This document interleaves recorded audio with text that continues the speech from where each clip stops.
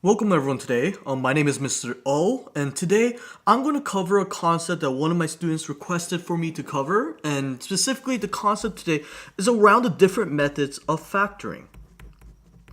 And so when my student asked me about factoring, he mentioned that he had a lot of trouble sort of remembering the styles of doing it, and there's a bunch of different ways to do factoring. All of them will result with the same answer. And so today, the current factoring method that I am currently going to be looking at today is specifically this question: 2x squared plus 7x plus 3. And the reason why I chose this specific one is because it's not as simple as just the standard factoring formats, but they do help you, like sort of get to show every possible facet of how to do the problem. And so I wanted to focus on this type of question for today. Before I continue on to do so, I do want to list the three types of factoring methods so that when you are looking at it up yourself, or if you want to make sure you understand it more and get more practice, you could look it up. So the first number one method is called the foiling method. This is the old method before the Common Core that was taught in schools. This method works perfectly well. It's just that this method requires a little bit sort of intuitive understanding and sort of practice on it to get used to this format. The second and third methods are both under the Common Core methods. They work very well, but it's also something you have to get used to. The second one is called the box method.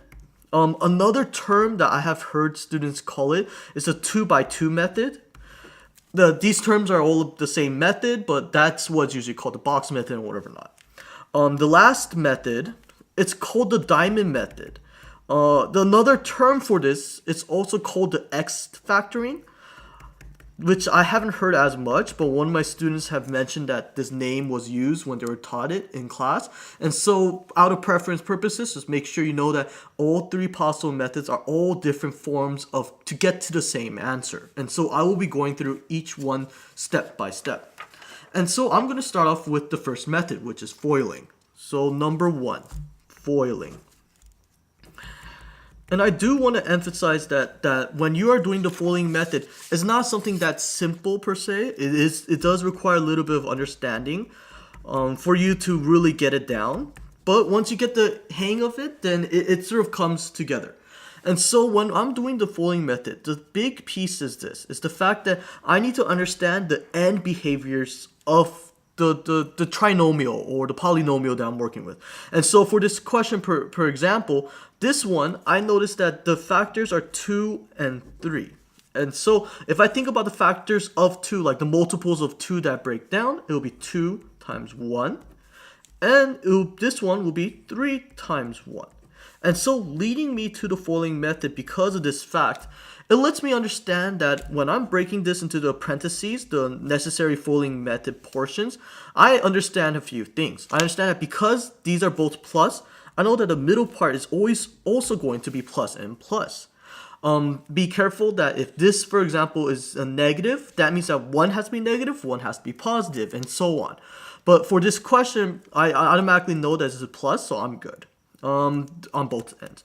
But also, now that I know that because there are only two possible factors for this question, I'm able to put down 2x and x, because I know that if I do 2x times x is 2x squared. And I'll show you how the end result and combining it all together and how does the thinking of foiling work. But the part is this, at least for me, I'm used to these type of questions, so I understand that 1 has to go into either one of these slots, and 3 has to go into one of these slots too. For me, the important thing is that I need to get to 7x, and so by plugging in 3 into here and 1 into here, I understand that this is my final answer. This is going to be my final answer, and I know that this is correct.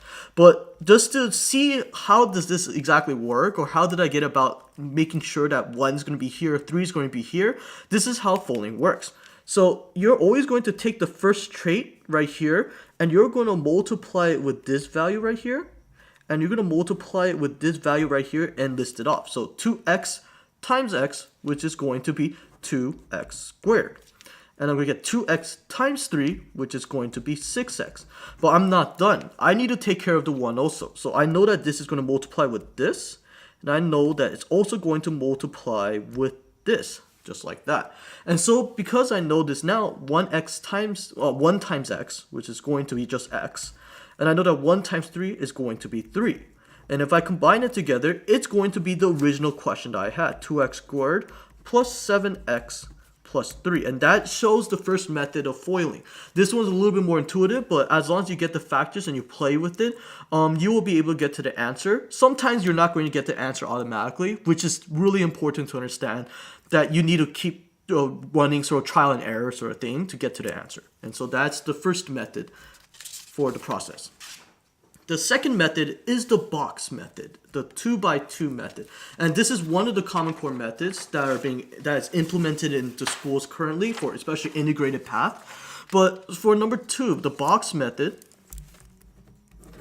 I'm just going to write box right here. The box method is a little bit different. And so the question, as I mentioned, is 2x squared plus 7x plus 3.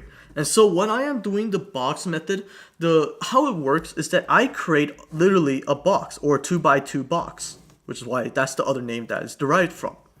And so how this 2x2 box works is that these outside areas are going to be parts of my factors, while the inside parts are sort of components of this. So I always, for the first term 2x squared, is going to plug it into this first corner right here, the left top corner. The 3 is always going to go here. Afterwards, how it works is that these two boxes right here, right across from each other, are going to add up to 7. That is the end goal. And like the foiling method, I am going to find factors once again. So this is 2 by 1, it's going to be 3 times 1. And so I know that the first part, this is going to be 2x and x. But the part is that when I'm doing these parts, I need to make sure that it works. And so for me at least, let me intentionally just not get the answer correct, and I'll show you what happens. So let's say that I plug 3 right here. I attempt to plug 3 here, and I attempt to plug 1 here. How it works is that I'm going to go across. So this x, I'm going to multiply it with 3, and this is going to be 3x. And this 2x, I'm going to multiply with 1. So it will just be 2x. And I'm just going to darken this right here. And what happens is that if I add 3x plus 2x, this result actually becomes 2x squared plus 5x plus 3, which is not the answer. Not the answer. But then it shows that this is how the box method works. It's very similar to the foiling method, where there's going to be a trial and error process. And so you have to understand that when I'm going through this process once again, I need to make sure that I am doing this correctly. And so this time, I am going to do it correctly. And so, as the question stated before, it was 2x squared plus 7x plus 3. So I am going to once again, find out the factors, which is 2 times 1, and this is going to be 3 times 1. And so this is going to be 2x and x, as I mentioned before, and I'm going to fill in the necessary information once again. And so because, as I mentioned, these the front and end terms I'm going to plug into here, this needs to add up. Now, because I plugged in 3 here originally from the prior box method, I'm now going to plug in 1 plus 1 and now plus 3 and see what happens. X times 1 is x. 2x times 3 is going to be 6x. And so when I take these values and add them all together, it will be 2x squared plus x plus 6x plus 3. And so it ends up being my finalized answer of 2x squared plus 7x plus 3, which is the answer. And that is how you go about doing the box method. And so now I'm going to go ahead and now explain the very last method that we are working on, which is going to be the diamond method, or the x factoring method. And so for this method, what it's going to do is it's going to look like an x. So for the third method is called the diamond method, or the x factor method. And when I'm doing this type of question, at least for me, this is the third method that is under the Common Core process, and this is how we're going to go about doing this question. So when we are doing the diamond method, the important thing is this: when I'm working through this problem, it's going to look literally like an x. I'm going to create an x. But sometimes what people do is that rather than just leaving it as an x, they draw it out like a diamond, like this. And they create it sort of like a rhombus, I think or a diamond, of course. But the point is that when I'm doing the diamond method, This method is a little bit harder to understand and work through it. So I do want to start off with a little bit simpler, more straightforward sort of format question, and then get into the diamond sort of X factoring. And so when we do these type of questions, I'm going to choose a simpler one. So let's say I'm told to factor x squared plus 5x plus 4. For this type of question, the important thing I need to do is understand that the top part is always going to be the multiple portion. So this is going to be 4. And this is going to be the value for the bottom part, which is going to be 5. And these two values have to be able to multiply to 4, but add up to 5. So this is the multiple portion. And this is the add up part. And so for this question, it's pretty straightforward, that the fact that it's going to be 4 and 1, just because 4 times 1 is 4, but 4 plus 1 is 5. And so these are going to be my components for the factor. So it's going to be x plus 4, x plus 1, and that is my final answer for this question. And so that's how you do like the basic format for the diamond method. But it does get a little bit more complicated when I am given the equation such as 2x squared plus 7x plus 3. And so when I'm doing 2x squared plus 7x plus 3, and I'm trying to do the diamond method, and I'm just going to do this time. It's the same thing as the little diamond, but I'm just not going to draw it out. The part is that, as I mentioned, it's going to be the multiple that goes on top, but the thing that goes on bottom, that adds up, that goes on bottom. But there's a little dilemma in this question. Because I have this front factor right here, that's a 2, I'm actually going to do is I'm going to multiply 2 and 3 for the purpose of this question. And so I know it's going to be 6, because 2 times 3 is 6. And now same rule applies. I'm going to do is I'm going to add these values up that are going to add up to 7, but they're going to multiply to 6. And so when I'm thinking about this question, well, the only possible values are going to be 6 and 1, because 6 times 1 is 6, 6 plus 1 is 7. And so in the beginning, I'm going to write it out as x plus 6, x plus 1. But that's not exactly how you do this question. Instead, what you actually are going to do is that this is not my final answer, because if I do the folding method or whatever now, or expand this, what happens is that it's not going to be 2x squared, it's just going to be x. And so what I'm actually going to do is now bring this back into this. So I'm going to divide it by 2 here and divide it by 2. What happens is that because this cleanly breaks down, it's going to be x plus 3 for certain.